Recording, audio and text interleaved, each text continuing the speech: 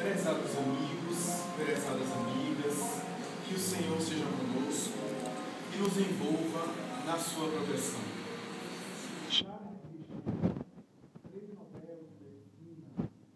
Considerado um dos pais da fisiologia contemporânea, ao apresentar sua teoria a respeito da metapsíquica, teve a oportunidade de afirmar um conceito audacioso. Segundo ele, tudo aquilo que em uma época é inverossímil, em outra época é perfeitamente verossímil. Referia-se Richer à história e aos fenômenos que, em uma época, são considerados ultrapassados, obsoletos, renegados, para futuramente serem aceitos, serem objetos de investigação e passarem pelo crivo da avaliação coletiva, portanto, da superação dos preconceitos para serem aceitos. Ele se referia aos fenômenos que ele pôde observar na doutrina que ele criara, a metapsíquica, que se propunha a examinar os fenômenos, então, paranormais. Mas é a mesma coisa que ocorre com a teoria ou a doutrina da reencarnação. Uma das ideias mais antigas da humanidade, a reencarnação que foi conhecida no passado na cultura grega como palingenesia, graças a dois vocábulos que se jungiram, palin, vários, múltiplos, genesia de gênese, de nascimento, ou metensomatose, em algumas culturas ancestrais, passou pela análise e o exame de vários pensadores, particularmente Maurice Maeterlinck, esse grande pensador, filósofo, religioso, que ao examinar as doutrinas do momento, ao fazer um estudo profundo a respeito das teorias filosóficas, existenciais, religiosas e também da teologia, chega a dizer somente a reencarnação. Somente a reencarnação para explicar a justiça divina. Somente a doutrina da reencarnação para dar dignidade ao ser humano. Porque além de explicar as diferenças variadas que existem na Terra, oferece uma dignidade e uma ética, através de cujo meio o indivíduo pode aprimorar-se, superar a si mesmo, alcançar a sua própria dignidade e ser feliz, de acordo com a sua própria consciência. A reencarnação é uma ideia tão antiga quanto a humanidade, porque está presente em priscas eras, nos mais variados tempos remotos, quando ela era objeto de reflexões nos chamados templos sagrados, dos iniciados, desde o Antigo Egito, que a considerava o meio purificador e educativo para que o indivíduo pudesse ser iniciado na chamada doutrina dos mistérios e lentamente ele pudesse sintonizar com o psiquismo divino por meio das múltiplas e multifárias experiências carnais. Mas também a reencarnação vai estar presente não apenas no Oriente, mas como no Ocidente. E entre vários pensadores, alguns dos quais foram fundadores de religião, que a proclamaram, que procuraram divulgar a sua proposta, incutindo e colocando no bojo dos seus ensinamentos religiosos audaciosos. Siddhartha Gautama, o Buda, proclamava a doutrina da reencarnação como sendo a forma através da qual o indivíduo se purifica, por meio do famoso ciclo de samsara, a chamada roda reencarnacionista, a roda das reencarnações purificadoras, de onde o indivíduo só sairia através da libertação dos seus karmas, palavra oriental sânscrita. O príncipe Siddhartha Gautama segue de alguma forma a tradição de Krishna, que nos Upanishads, no Bhagavad Gita, prega a necessidade da reencarnação para que o indivíduo possa aprimorar-se, somente através dela alcançar a iluminação, a transcendência da própria consciência. Lao Tse, Confúcio e outros pensadores espirituais, fundadores de religião, todos eles preconizavam a reencarnação como sendo base fundamental do pensamento ancestral e única forma de o indivíduo conseguir ter um sentido ético, existencial para ser feliz. Pitágoras, cujo nome é derivado de Pitya e de Guru, que bebeu tanto da sabedoria da Índia e que também aprendeu com os ensinamentos do Antigo Egito, vai estabelecer na doutrina da reencarnação entre os seus discípulos a forma compatível para que o indivíduo possa aprimorar-se. Esse mesmo Pitágoras, que dizia recuar e recordar-se da sua memória profunda do passado, quando ele foi Eufóbos e Eutimo e outras personalidades que viveram na própria cultura egípcia. Essas colocações passavam e passam chamando a atenção da cultura religiosa e filosófica do passado. Mas no Ocidente encontramos a mesma ordem de raciocínio, desde Sócrates, o pai da filosofia ocidental, que pregava a necessidade do indivíduo voltar do eidos, do mundo das ideias, ao mundo das sombras, dos sentidos, para aprimorar-se, libertar-se das sombras, encontrar aquilo que Platão chamaria mais tarde do Deus interno, para encontrar-se consigo mesmo, sintonizar com o pensamento divino e poder voltar ao mundo das ideias de onde se veio e para onde se retorna, libertando-se da necessidade do volver, do retornar incessante e progressivamente. Platão e Aristóteles, de alguma forma, beberam da sabedoria do mestre. O primeiro também era defensor da teoria da pluralidade das existências, da multiplicidade das existências carnais, da reencarnação, como nós conhecemos atualmente.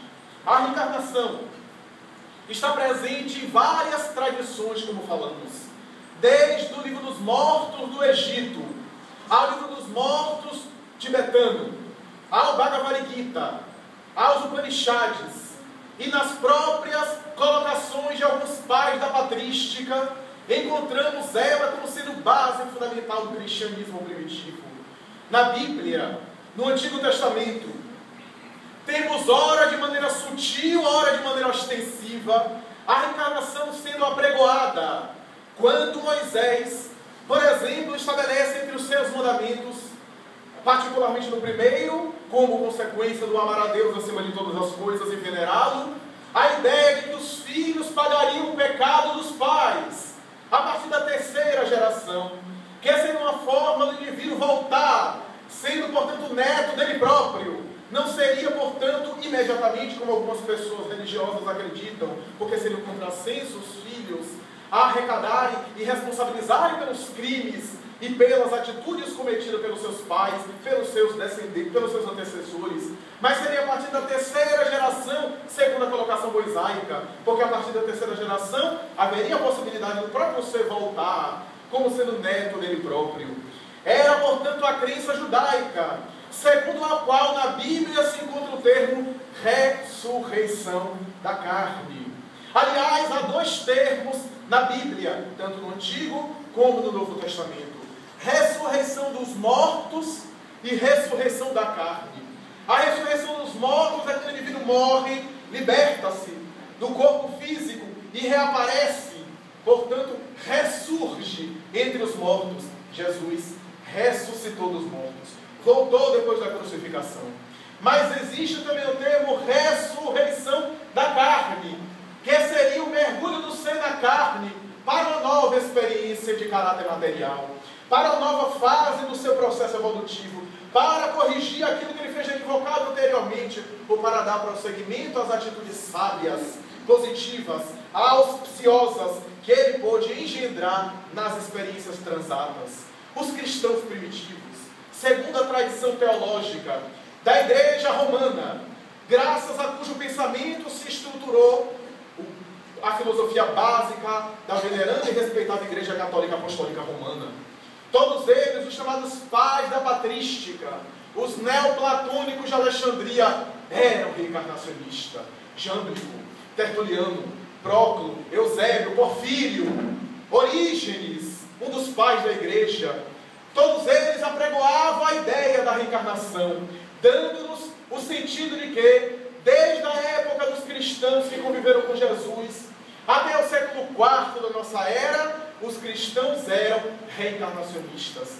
Foi, no entanto, no segundo concílio ecumênico de Constantinopla, no ano de 553, que houve, portanto, uma convocação com o Papa da época e o Imperador Romano, que convocou aquele concílio ecumênico para examinar a reencarnação e votar contra ela.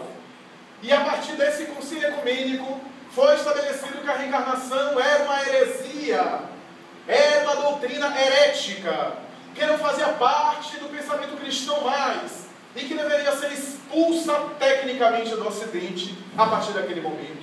Não obstante, mesmo assim, a reencarnação sempre esteve presente em almas sensíveis, sábias, valiosas, no Ocidente e no Oriente em geral, em face das culturas religiosas dessa parte do mundo.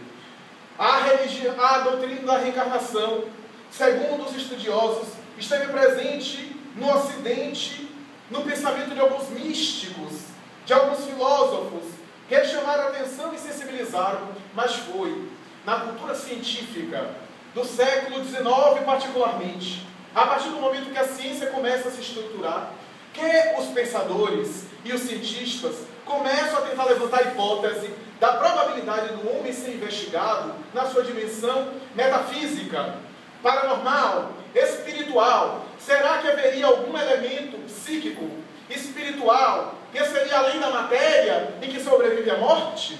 Essas são questões que foram levantadas na segunda metade do século XIX, quando o século XIX, que é o século da ciência, estabeleceu como um grande ponto principal e paradigma das ciências do futuro.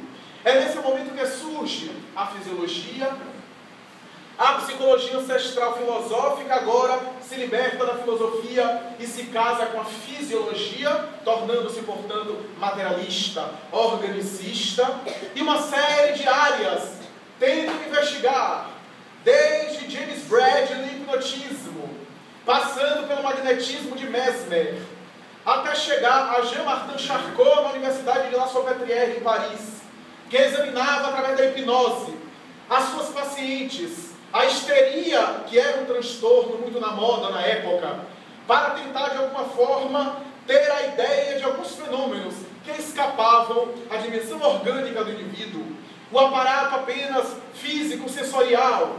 Seria crível aceitar que há elementos que transcendem o cérebro humano, há fenômenos que escapam o psiquismo tradicional, e são nessas colocações que surge uma série de pensadores, a princípio na hipnose, tentando através de técnicas sugestivas levar os pacientes a transes profundos de sonambulismo provocado, sonambulismo chamado magnético na época, para tentar entender o psiquismo humano naquele transe profundo onde quase sempre o indivíduo nesses transes revelava um conteúdo e um material muito maior do seu inconsciente profundo, revelava conhecimentos e conceitos que ele não tinha acesso na sua vida de vigília, na sua vida de consciência.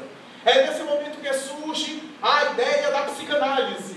Sigmund Freud apresenta suas teses em Viena.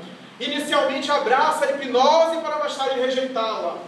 Refuta a ideia da hipnose e procura uma nova técnica para penetrar o psiquismo humano, entendê-lo, centrando seus pensamentos nas manifestações psicossexuais da criatura, no desenvolvimento psicossexual da criança, e uma série de elementos que ele, genial que o era, reconheçamos, conseguiu desvendar e deslumbrar a humanidade com seus conhecimentos a respeito da estrutura psicológica do ser humano. Otto Rank, esse notável discípulo de Freud, psicanalista, começa lentamente a discordar de algumas ideias básicas do pensamento freudiano, estabelecendo a ideia de que alguns conflitos do indivíduo, alguns recalques, alguns traumas, não estão na infância como era preconizado na psicanálise tradicional, mas estão na vida intrauterina, porque a vida da gestação, o período da gravidez da mulher, é um período difícil para o psiquismo infantil, segundo ele. É um período de formação em que há uma constante comunicação entre gestante e feto, entre mãe e feto, embrião e bebê, para mais tarde desenvolver, desabrochar o ser humano. E essas impressões, as emoções, as angústias e algumas substâncias que pelo cordão umbilical são derramadas na criança, causando, não obstante o estresse, a inquietação, também a sensação de tranquilidade e de paz, numa comunicação sem solução de continuidade.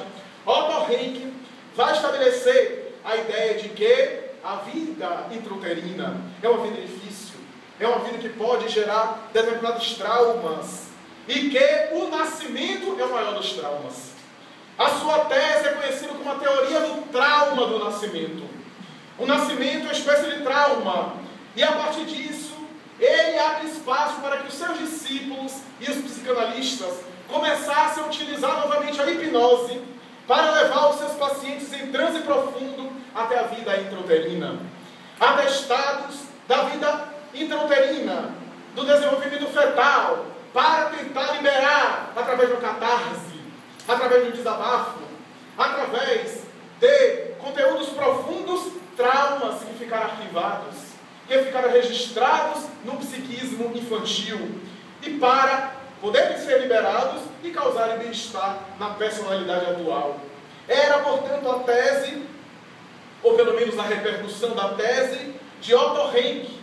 É nesse momento que surgem alguns especialistas que começam a investigar a vida intrauterina e, por experimentação ou curiosidade, solicitam do paciente em transe recuar mais, dar um salto no passado, por curiosidade para se saber o que é que havia antes. Havia alguma coisa antes?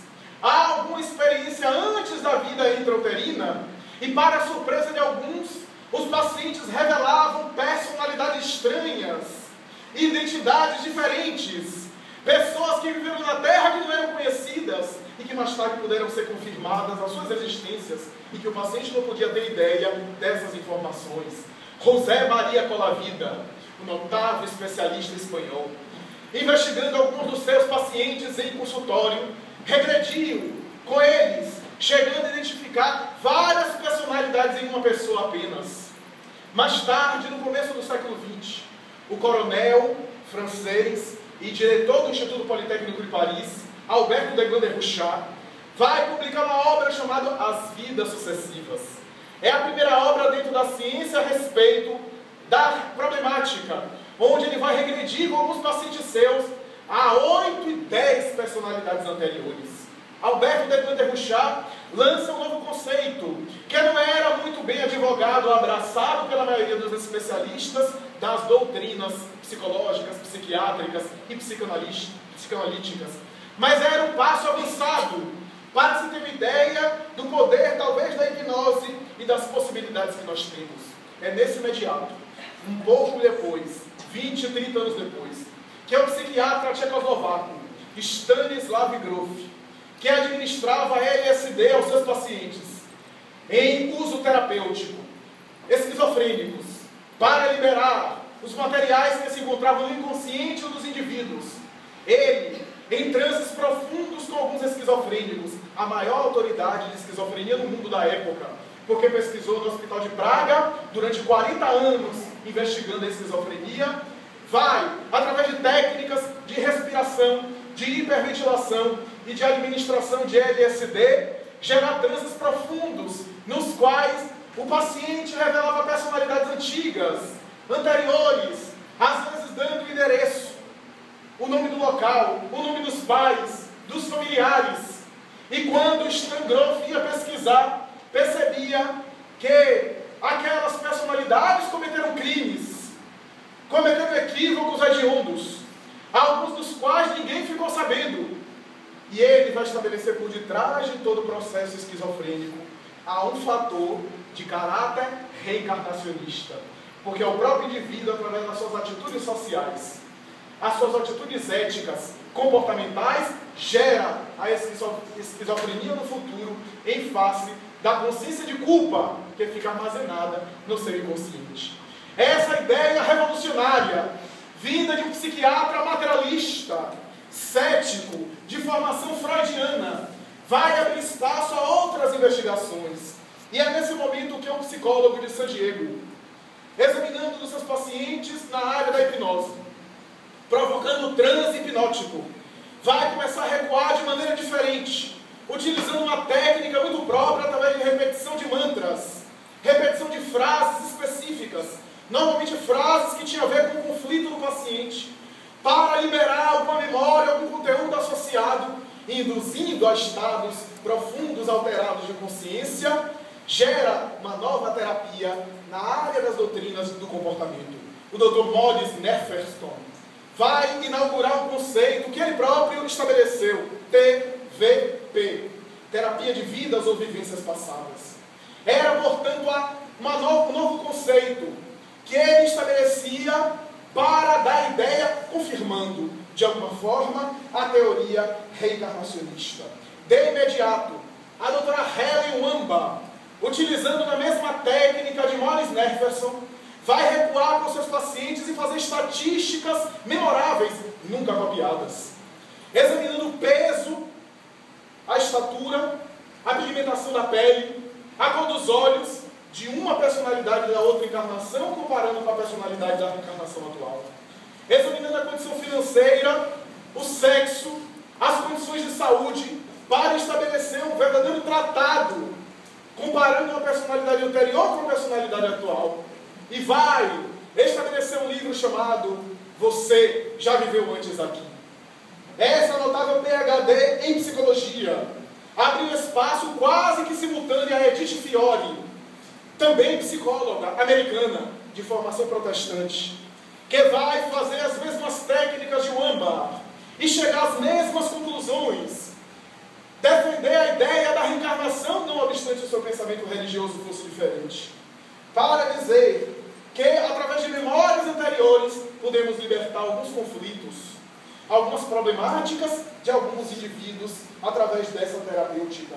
A doutora Gina Cerminara, examinando as psicoses mais profundas, também tenta utilizar a técnica com alguma dificuldade, mas alcança o seu desiderato, conseguindo os mesmos resultados das anteriores. De imediato, o Dr. Ian Stevenson, neuropsiquiatra da Virgínia, da Universidade de Virgínia, esse notável cientista de respeitabilidade na época, começa a examinar casos de equimnésia, de memórias espontâneas, de pessoas que se lembravam de terem vivido em outras épocas. Catalogou 2.600 pessoas, reuniu-as, selecionou os casos mais fortes do ponto de vista científico, aqueles mais sugestivos, e vai lançar uma obra chamada 20 casos que sugerem reencarnação. Essa obra, que é um best-seller a respeito de reencarnação, levanta várias teorias como hipótese, e ele vai concluir com uma hipótese mais provável a da reencarnação. O Dr. Ian Stevenson vai abrir espaço para o parapsicólogo indiano Rabindranath Banerjee. O professor Banerjee vai seguir a mesma linha de Stevenson, mas agora apenas com crianças, porque uma criança naturalmente não tem os vícios, as imaginações, as fantasias que foram acumuladas na pessoa adulta, por exemplo. E ele vai investigar as memórias de pessoas infantis, de crianças. Chega a reunir 120 crianças que se lembram de experiências do passado, para ter uma ideia daquela problemática. Consegue constatar casos de crianças precoces, geniais. Crianças com talentos natos que não aprenderam com seus pais. Ele vai dizer, segundo a teoria psicológica, nós temos 4 formas de aprendizado. E as 4 formas que ele estabelece na sua obra, todas elas passam por uma experiência prévia. Como é possível alguém saber algo que nunca aprendeu? Como é possível alguém se recordar algo que nunca aprendeu? Direta ou indiretamente. E ele vai desenvolver um conceito chamado memória extracerebral. Há uma memória cerebral, uma memória genética, uma memória que é física dos neurônios, mas há uma segunda memória, que ele chama de extracerebral, que arquiva conteúdos profundos, que seria talvez o inconsciente coletivo de Carl Gustav Jung, para a sua própria forma de explicar. Banerjee pesquisou vários casos de crianças geniais. Jean Fleury, psicopata infantil, com sérios problemas de psicose infantil, internado em um sanatório de crianças em Ahmadiyya, mas era um extraordinário matemático. Sabia calcular equações de vários algarismos, de segundo e terceiro grau, sem operar e sem calcular, em questão de segundos, mais rápido que máquina de calcular. Essa criança que era alienada mental, mas que tinha uma habilidade matemática extraordinária, como é possível? Ou Lope de Vega, que era o verdadeiro gênio do teatro, aos 10 anos de idade. Quem não se recorda das crianças geniais do passado? Mozart, que com 7 anos de idade, sentou no piano do castelo da rainha da Áustria, a rainha Teresa, e começou a tocar o primeiro concerto dele. Quem não se recorda de Chopin, o célebre pianista romântico do século XIX, que tocou sua primeira obra aos 4 anos de idade. Quem não se recorda de Goethe, o poeta alemão, que além de falar a língua pátria, o alemão, começou a falar aos 5 anos de idade o inglês e o francês, sem mestres, sem professores. Quem não se recorda de Blaise Pascal, que aos 12 anos de idade, além do francês, já sabia o grego, o latim, o inglês, e sabia interpretar até a 32ª proposição de Euclides na matemática, sem mestres, sem professores. Chateaubriand, o notável filósofo francês, disse a respeito de Pascal: essa criança é o maior gênio da história da França. É o maior gênio matemático, filósofo, pensador, que nos deu pensamentos matemáticos extraordinários, mas também pensamentos filosóficos e cristãos fantásticos. O coração tem razões que a própria razão desconhece. E outros pensamentos que ele nos ofereceu, dá-nos uma ideia dessas crianças precoces e geniais. Banerjee investiga vários casos, vários quadros de crianças geniais, que se lembravam às vezes de experiências anteriores e que não sabia como entender, como ter uma ideia daquela problemática, daquela realidade. Ele examina, por exemplo, o caso de Munesh, que já contamos aqui. Um menino que nasceu numa tradição muçulmana não reencarnacionista e que se lembrava visivelmente de suas vidas passadas, da sua vida anterior, aliás, que deu relatos tão precisos, dizendo inclusive do endereço que a sua antiga esposa vivia, na cidade de Visara, ele que morava em Itani, a 500 quilômetros de Nova Delhi, que chamou a atenção. Ele com 5 anos de idade olhava para a mãe, triste, e a mãe disse: que foi, Munesh? Saudade da minha mulher, da minha esposa. Ele: mas você tem esposa? A mãe achava aquilo engraçado, as crianças estão muito precoces atualmente, mas ter esposa aos 5 anos de idade já é demais. E ela olhava e ele insistia. A mãe, em algum momento, ele fez uma traquinagem, aplicou-lhe uma surra. E o menino olhou para ela e disse: se a senhora continuar assim, eu vou para a casa de minha mulher e nunca mais a senhora vai me ver. Para a minha casa, da minha família. E falava de detalhes do endereço da casa, que ficaria na cidade de Visara. Essas informações chocaram a família que não era reencarnacionista. Questionaram o professor Banerjee. E o professor Banerjee resolveu ir no endereço indicado. Sozinho, chegando lá, conheceu uma senhora com aquele nome, que seria a sua esposa, a esposa daquela personalidade anterior, que tinha um filho ainda adolescente, porque o marido morreu, o filho era muito criança. Contou detalhes E ela resolveu ir com Banerjee até conhecer o menino na cidade de Itani. Chegando na cidade de Itani, ela deu um nome falso. Ela programou para dizer ao menino que não era a dita cuja, mas era a mãe dela, portanto, a sogra daquela personalidade. Para não induzir o menino a achar, ou o menino a se convencer de algo por coincidência. Então, chegando lá, o professor Banerjee diz: olha, aqui está a sua sogra da outra encarnação, a mãe de Aloja Devi, aquela que você disse que foi a sua mulher no passado. Ele saiu correndo, foi pegar as mãos, quando foi beijar, olhou para cima e disse: nossa, você não é minha sogra, você é minha mulher. Você quer enganar quem aqui? Quem é que vai esquecer desses olhinhos seus? A senhora ficou estupefata, ficou surpresa, e o professor Banerjee insistiu, dizendo: eu conheço minha esposa, é a minha mulher, trata-se dela. E começou a contar, e disse: você quer uma prova? Ele disse: eu quero, porque você deve ter ouvido a minha história por aqui. Eu fico viúva muito cedo, e talvez a minha história de boca em boca chegou até aqui, e você está apelando isso, por que você está fazendo isso? Eu quero uma prova. E o menino respondeu: prova pública ou particular? Pública, não ia correr o risco. Pública. Ele: olha, quando eu me formei na universidade em Nova Delhi, porque eu fazia um curso em Nova Delhi e voltei, eu encontrei você brigada com minha mãe, sua sogra. As duas estavam brigadas e eu apliquei um corretivo em você, dei uma surra com uma colher de madeira de amassar manteiga. Porque na Índia é uma prática, uma cultura, os homens batendo nas mulheres. Aqui as mulheres que batem nos homens. É uma questão de idiosincrasia. Então, ele disse: ficou no cotovelo esquerdo uma grande marca.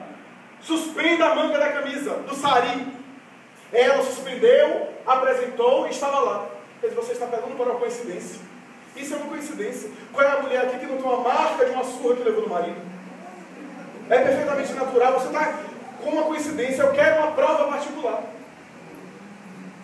Ele então disse: então vamos. Foram até a cidade de Visara, entraram no quarto do casal, ela, ele e o professor Banerjee, e ele começou a contar coisas lá. A vizinhança, que não gosta da vida alheia, ficava naturalmente nas regiões circunvizinhas. Tinha gente até apostando se é ou não é o antigo marido que voltou da reencarnação passada. Então, estava naquele clima, naquela situação, quando, então, ele sai depois de 1h30 de diálogo. A senhora estava visivelmente pálida e disse: esse menino é o meu marido que voltou. Porque ele contou coisas da intimidade do casal. E na Índia é proibido se falar da intimidade do casal a ponto da pessoa receber a pena de morte. Não tinha como, alguém vai dizer memória genética, ele captou geneticamente essa informação dos pais, mas os pais também não sabiam dessa informação do casal. Então o professor Banerjee vai dizer que é uma memória extracerebral. Pelo pouco tempo de período entre uma encarnação e outra, o menino voltou, o espírito voltou, e ainda conservava as lembranças recentes da experiência que ele cedeu lugar. Contou casos muito particulares, muito especiais, entre os quais de Sarah Colliball, um menino matemático da Inglaterra. Esse menino que era analfabeto, porque em 1908, na Inglaterra, nessa época, os camponeses eram proibidos de serem alfabetizados. Não obstante, esse menino que era filho de camponeses era analfabeto, mas era excelente matemático. Foi levado à Universidade de Londres, foi examinado por vários professores de álgebra, de matemática espacial, de trigonometria, de geometria, de várias áreas, de cálculo diferencial. E entre as várias áreas perguntaram coisas ao menino que o menino respondia prontamente. Até que um professor de aritmética disse: você sabe calcular potenciação? Eles: olha, eu não sei o que é isso, mas eu posso tentar. Eles: olha, a potenciação é um cálculo através do qual você coloca uma base, que é um número, e um expoente, que é outro número. Esse expoente significa quantas vezes a base vai se multiplicar por ela mesma. Por exemplo, a terceira potência do número 3 é igual a 27, porque 3 vezes 3 vezes 3 é 27. Entendeu? Não, senhor. mas pode perguntar.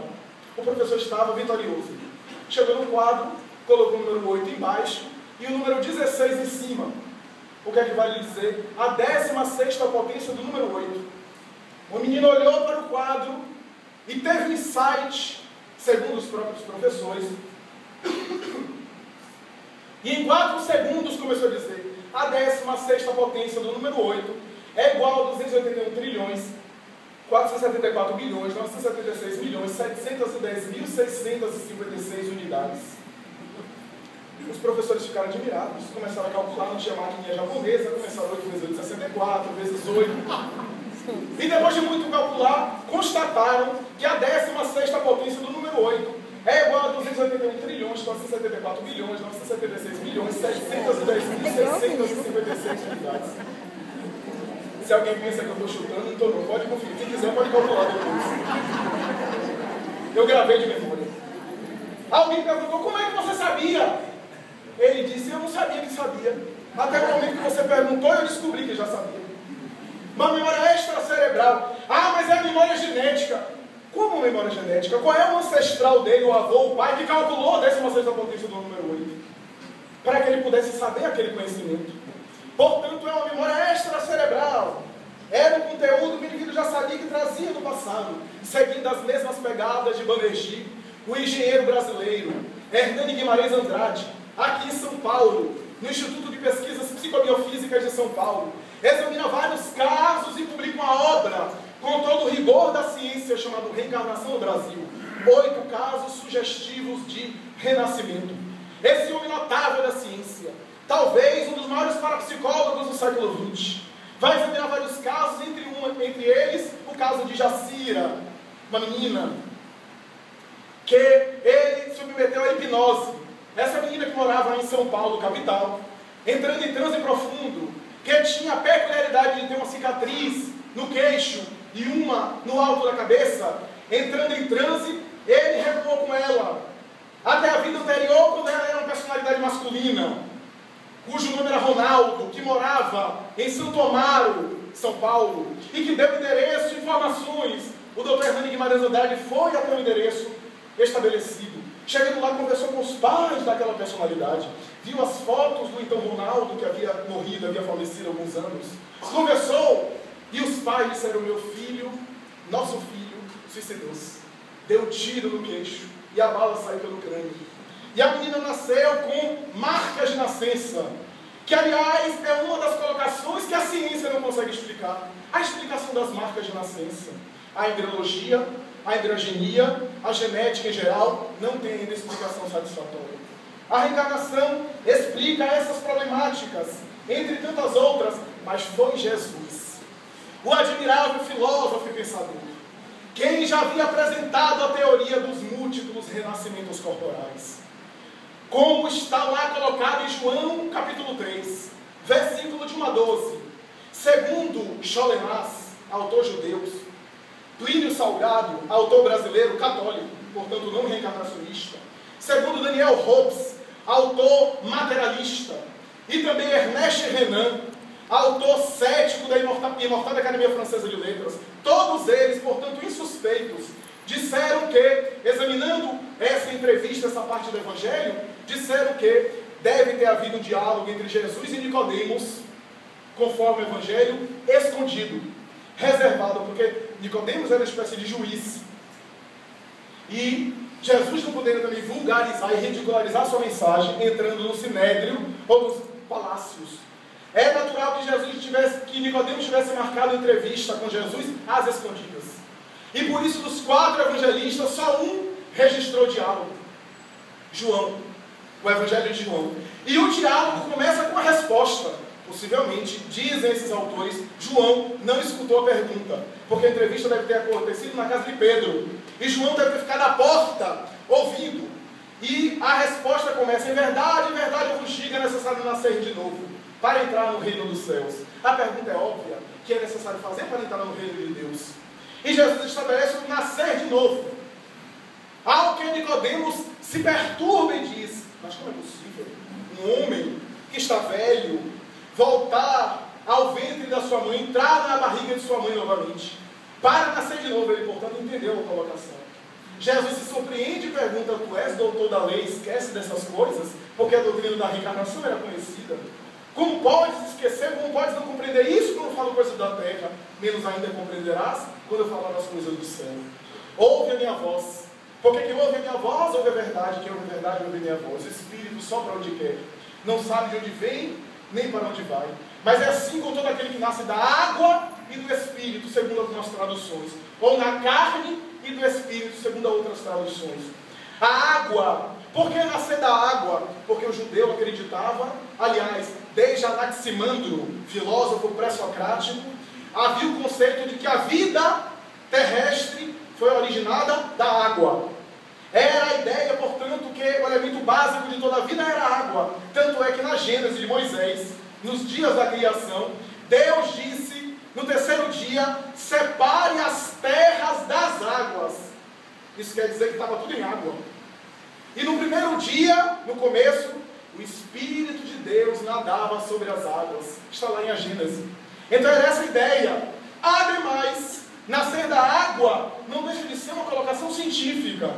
Porque a fecundação sexual é uma gotícula de água, espermatozoide, que fecunda a célula sexual feminina, outra gotícula de água, gerando a mitose, a cicifalidade, a divisão celular, envolvida em líquido amniótico. Através do que há a divisão, o desenvolvimento de um corpo que chega numa fase adulta com cerca de 60 a 70 trilhões de células, 60% a 70% feito de água. Nascer da água é nascer do corpo material. Era, portanto, a colocação. Alguns amigos nossos e religiosos, irmãos nossos, que não é uma crítica, apenas uma análise, estabelece que nascer da água é nascer do batismo. É estabelecer seu ritual da imersão, no caso do batismo das águas do Rio Jordão, que aconteceu no passado. É renovar-se pela água do batismo, para limpar-se e purificar-se do pecado original. O pecado original foi a desobediência de Adão e Eva, que é uma colocação que, do ponto de vista lógico, não tem fundamento nenhum. Como se Deus não tivesse consciência.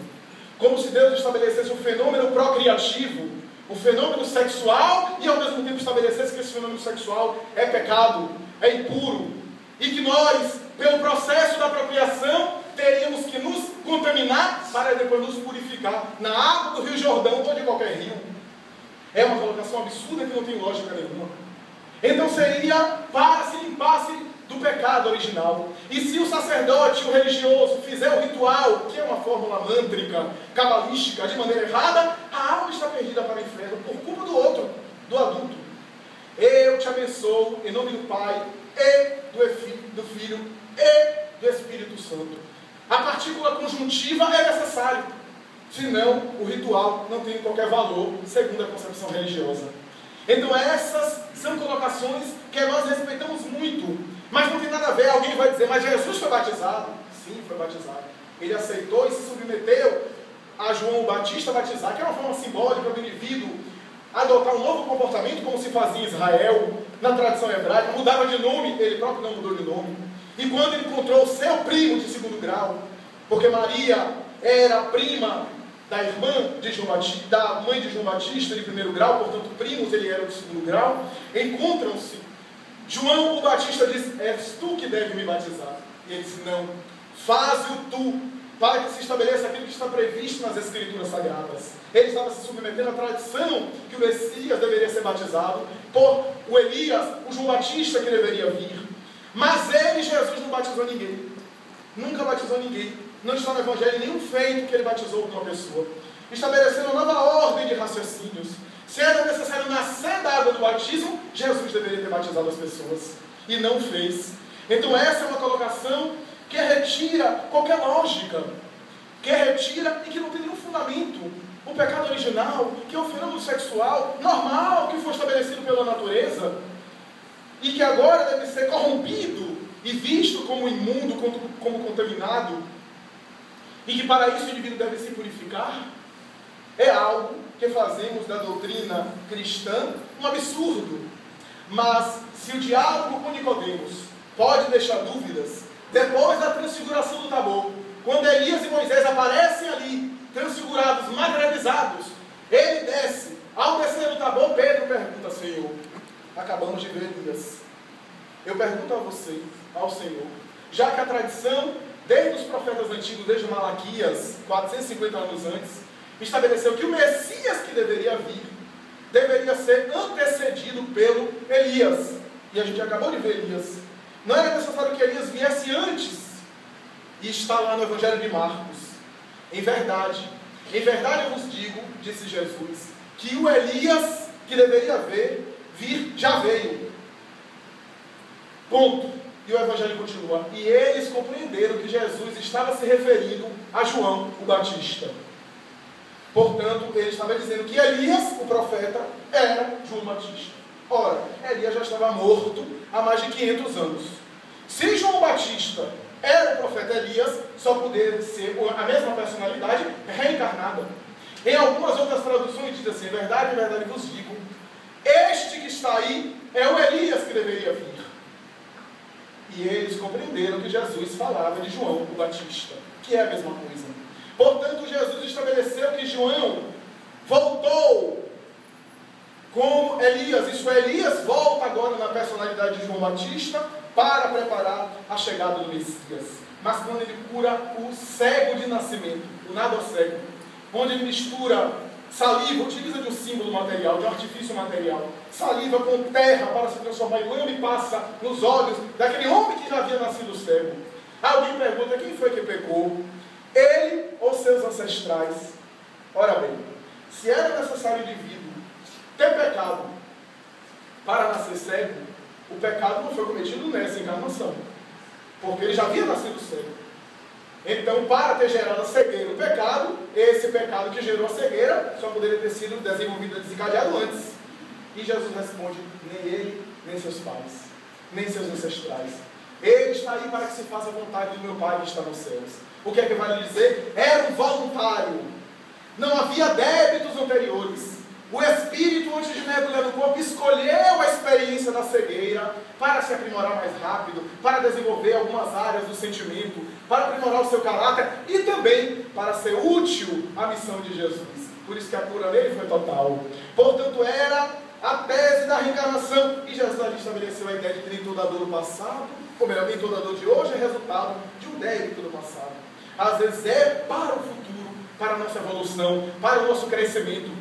Mas no sermão de Marcos, que está no Evangelho de Marcos, o sermão profético, Marcos capítulo 13, versículo de 1 a 33, quando ele fala sobre os sinais dos tempos, as revoluções que tomariam conta da terra, de maneira simbólica, o fim do mundo moral, não é o fim do mundo físico, é o fim do mundo como está, para dar origem a outro mundo moral, a outro mundo ético. Ele olha e diz: em verdade eu vos digo, que essa geração não passará até que tudo aquilo que eu tenha dito se cumpra, até o último iota, a última letra do alfabeto grego. Era, portanto, a colocação dele que aquela geração não passará. Ora bem, ou Jesus se equivocou, ou Jesus mentiu, porque aquela geração já passou. Poderíamos fazer aqui uma conta matemática não muito precisa, mas deve ter passado daquela época até agora umas talvez 40 gerações. E é natural que aquelas personalidades já não existem mais. Então Jesus deve ter se equivocado. Ou nós não entendemos o que ele quis dizer. O que aquela afirmação queria realmente dizer. Em verdade, para nós, ele estava se referindo não à geração física, mas à geração de espíritos. Alguns dos quais talvez que estiveram reencarnados naquela época ainda estão hoje na Terra, esperando essa transformação e essas mudanças que se operarão no planeta e que ele havia anunciado.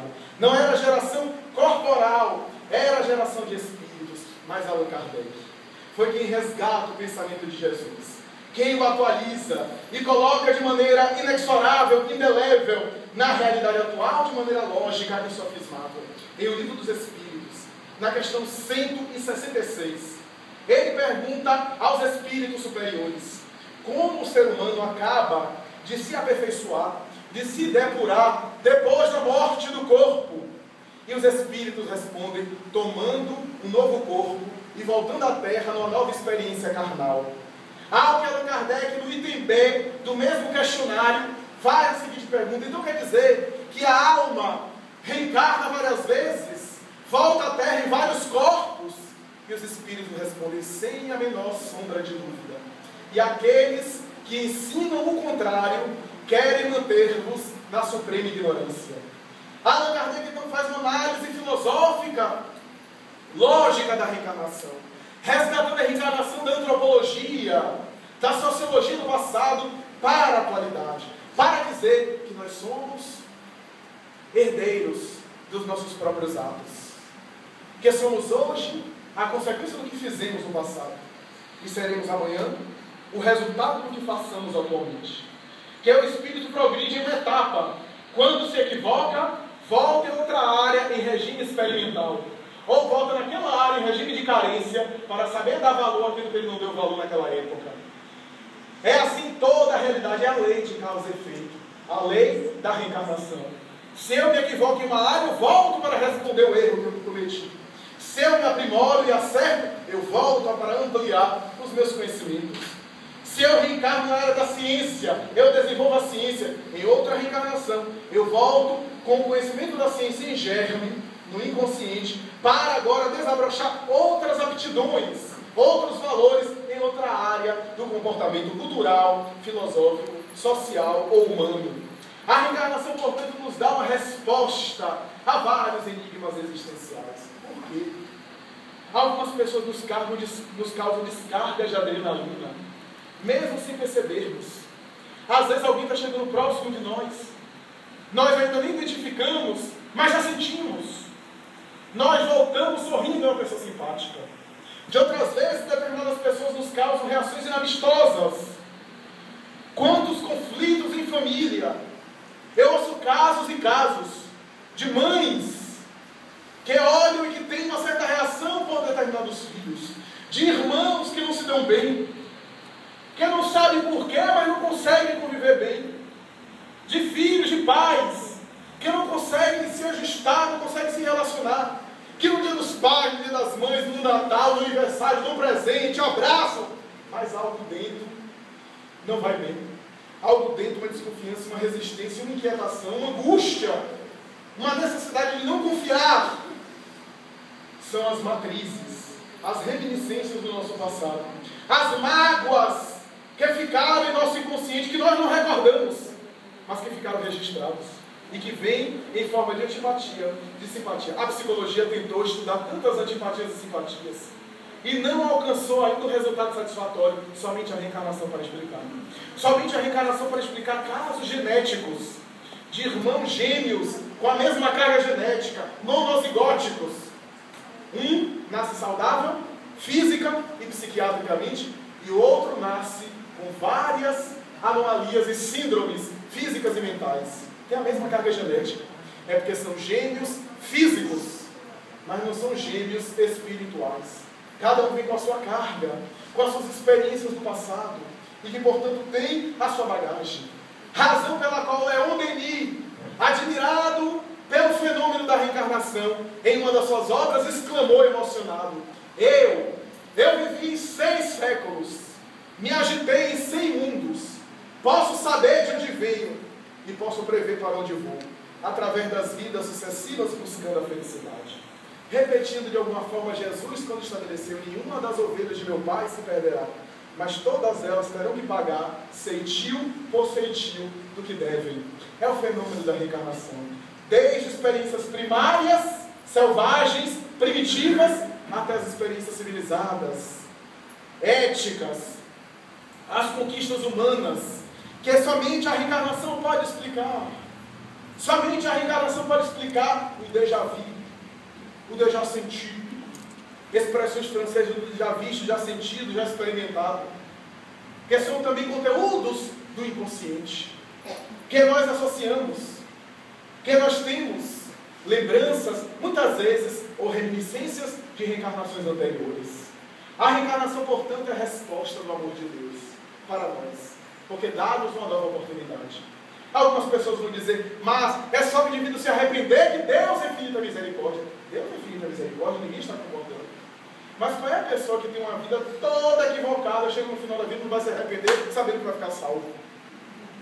Então seria uma coisa muito fácil. A pessoa teria uma vida licenciosa, uma vida de egoísmo e chega no momento final, aceita Jesus como seu Salvador e está salvo. Então é uma forma de driblar a lei. E ele vai para o reino dos céus assim, com esses hábitos doentios, para atrapalhar Jesus e o seu reino, claro. Não! O arrependimento é importante como uma proposta psicológica de mudança, mas não é essencial o arrependimento. O mais importante é a reparação do erro, diz Allan Kardec. Porque dá dignidade ao indivíduo. Deus não castiga, não perdoa, perdoar aqui no sentido de passar a mão pela cabeça da falta. Deus é o equilíbrio da lei universal, que é amor. O amor estabelecido pelas leis. Quando nós amamos, respeitamos o código de ética dessa lei. Quando nós não amamos, agredimos esse código de ética e passamos a sofrer a consequência, porque essas leis estão em nossa consciência. É a questão 621 do Livro dos Espíritos. Então é necessário, portanto, ter uma nova mentalidade. Arrependimento é importante, mas não basta. Porque arrependimento, como diz o brocado popular, não paga a dívida. Então é necessário o indivíduo se reabilitar para que ele fique bem consigo mesmo, porque senão seria um perdão de indignidade, deixando a pessoa na mesma situação. Se o sistema judiciário nosso, que é tão falho, tem naturalmente recursos para tentar fazer com que o indivíduo seja reinserido na sociedade, falhos, é claro, para que o indivíduo possa recuperar-se e até devolver um pouco dos danos que ele causou à sociedade através de atitudes humanitárias, porque nas leis universais, cuja justiça deve ser muito mais sofisticada e perfeita, a lei deve ser inclemente, inexorável, onde o indivíduo deve padecer para a eternidade um crime que ele cometeu temporariamente por ignorância. Como é que a sabedoria perfeita, como é que o amor perfeito pode punir para sempre? É uma colocação que foge à lógica. A mínima lógica é o mínimo bom senso. Somente a reencarnação para entender essas problemáticas, para entender que é o próprio Espírito que pede a oportunidade de voltar à Terra, para se recuperar perante Ele próprio, para ascender, para evoluir, para alcançar o reino de Deus, como disse Jesus, que está dentro de nós. Pensemos sobre essa panorâmica, raciocinemos sobre essa problemática. Diante dos conflitos que nós passamos, pensemos que a lei é para todos nós. E a lei da reencarnação está aí vibrando em nossa consciência. Pensemos que talvez aquele que nos agrida, ou o problema que estamos passando atualmente, é talvez uma prova que a vida enviou para o resgate inadiável. Mães aqui, ou pais, cujos filhos são ingratos, agressivos, tenho conversado com alguns, que me dizem, se eu soubesse que essa tragédia ia chegar a esse ponto, eu nem sei se eu teria engravidado. Eu ouço isso de algumas mães. Permaneçam no posto. Talvez o filho ingrato e agressivo é aquele espírito do passado que volta, que está cheio de mágoas no inconsciente e que está agredindo agora sem saber das mágoas do passado, como você também não sabe. Não justifica os erros dele atual e o seu livre-arbítrio usado de maneira equivocada, mas pelo menos explica as provas por que passamos. Talvez foi aquele mesmo filho de ontem que nós abandonamos. O marido déspota, arbitrário, alcoólatra, agressivo, talvez é aquele mesmo que nós abandonamos e que ele bebeu até morrer. A esposa leviana, instável emocionalmente, doente, talvez seja aquela mesma mulher traída, cuja ferida continua aberta de uma para outra experiência e volta ao nosso lado. Não é uma proposta de masoquismo, é uma proposta de compreensão. Que tudo aquilo que me chega, diz a doutrina da reencarnação, é para o meu bem e para o meu progresso espiritual. Aquilo que pode me fazer mal é o mal que eu pratico, mas aquilo que me chega está dentro do equilíbrio da lei. Certa vez, conversando com a entidade espiritual, para concluir, um espírito, como eu contei inclusive ontem, em outra casa espírita que nós fomos, o Deus, Luz e Verdade, um espírito se aproximou de nós, um dia em reunião mediúnica, e começou a contar das suas peripécias junto de nós, dizendo da grande ódio que ele cultivava. Os espíritas conhecem esse tipo de discurso, porque todos nós temos desafetos, antipatias do passado, quiçá, pelo menos a maioria de nós. E ele me falava de coisas que eu já havia esquecido, algumas da infância, e que o médico não podia saber porque eu nunca havia contado a ninguém. E esse espírito me dizia, eu vou fazer, vou acontecer, etc. Mas muito bem, continue. Lembrei-me de Pilatos quando Jesus disse para ele, o poder que você tem sobre mim foi dado pelo Pai que está nos céus. Mas, meu amigo, o poder que você tem sobre mim É porque eu tenho dívida. Foi permitido pela lei. Eu tenho dívida, estou resgatando. Na hora que eu depositar o valor total no banco da providência divina, é só você sacar. Falei logo em linguagem de transação bancária. É só você sacar, que eu estou livre. E vou me ver livre de você. Eu ainda sofro a sua influência porque sou igual ou pior do que você. No momento que eu der uma melhorada e que eu avançar, eu me livrarei de você. Ele, eu vou fazer, vai acontecer, ele me ameaçou. Eu vou conseguir, porque havia alguns incidentes que me passaram. Eu viajei para uma cidade, fui fazer uma palestra, e de repente, conversando com um amigo muito querido, ele foi tomado de ódio, foi para cima de mim, me agrediu, etc. E esse espírito, anos depois, disse assim, era eu. Eu sempre estou tentando alguma pessoa mais fragilizada, e eu quero alguém que tenha porte de armas, para causar uma ilusão, quiçá, e causar sua destruição. Eu disse, muito bem, continue, mas isso só vai acontecer se for permitido. Se eu não precisar passar por uma desencarnação dessa natureza, não vai ser ninguém, porque acima de você e de mim há um poder maior, sobre o qual nós não temos poder, meu amigo. Se isso for permitido, é porque a lei permitiu, para que eu possa reparar e você se comprometer. Porque a lei divina não precisa da mão assassina de ninguém para fazer com que os devedores resgatem. Eu vou dizer uma coisa para você está perdendo o seu tempo. Porque, aliás, você está sendo um grande benfeitor. Porque como você me vigia, é uma bênção. Você vai me vigiando, eu vou me policiando. Porque talvez se não fosse você, eu me relaxasse mais. Então você é uma bênção na minha vida. Ele voltou algumas vezes, achou até graça. Voltou algumas vezes, etc. Sabe que eu estou começando a me cansar dessa história. Ele, não, continue com o seu programa, eu estou bem, continue. E pedindo intimamente, louvado seja Deus. E ele, pois é, porque eu continuo com antipatia de você. Não suporto, inclusive, estar assim na sua presença. Mas estou me cansando. E lentamente ele foi mudando de configuração. Foi mudando de percepção. E ele começou a perceber que o perdão é bom para aquele que perdoa. Porque aquilo que foi cometido no passado reencarnatório, os espíritos assumem atualmente. Que eu iria naturalmente responder por aquilo. E que era falta de inteligência dele ficar preso no passado, tentando cobrar algo que a lei divina ia cobrar de mim, de qualquer forma. E disse isso para ele, a doutrina da reencarnação, que nos liberta das mágoas. Que nos diz que o perdão é bom para aquele que perdoa e não para o perdoado. É bom para aquele que perdoa porque se livra. O perdoado continua com débito, que é somente através de uma atitude diferente para reparar. Mas, sobretudo, a reencarnação vem nos ensinar que o amor cobre a multidão de pecados. A ação do bem, toda ação do bem apaga o mal que fizemos. Se fizemos algo de equivocado, façamos diferente agora. Tenho certeza que algumas daqui, senhoras, por exemplo, abortaram no passado. Algumas se culpam, se atormentam, não sei porquê. Era a imaturidade, a inexperiência. Faça diferente agora. Se não tem oportunidade de engravidar, não é necessário. É importante agir de maneira diferente. Ah, mas foi um crime. Foi. Um crime que nós não concordamos. Mas não temos direito de também julgar aquele que cometeu. Porque quem é ele que está isento de culpa? Atire a primeira pedra, como disse Jesus. E você não vai sofrer necessariamente o mal que praticou. Faça todo bem, porque o bem que você faz apaga o mal que você fez. E você se liberta da consciência de culpa através do reajustamento com as leis universais. É a lógica da doutrina espírita. É a ação do bem. É o amor, conforme Jesus nos ensinou. Então, diante de qualquer conflito de reencarnação, amemos. Porque o amor, o bem, é bom para aquele que ama, para aquele que pratica, para aquele que desencadeia. Muita paz.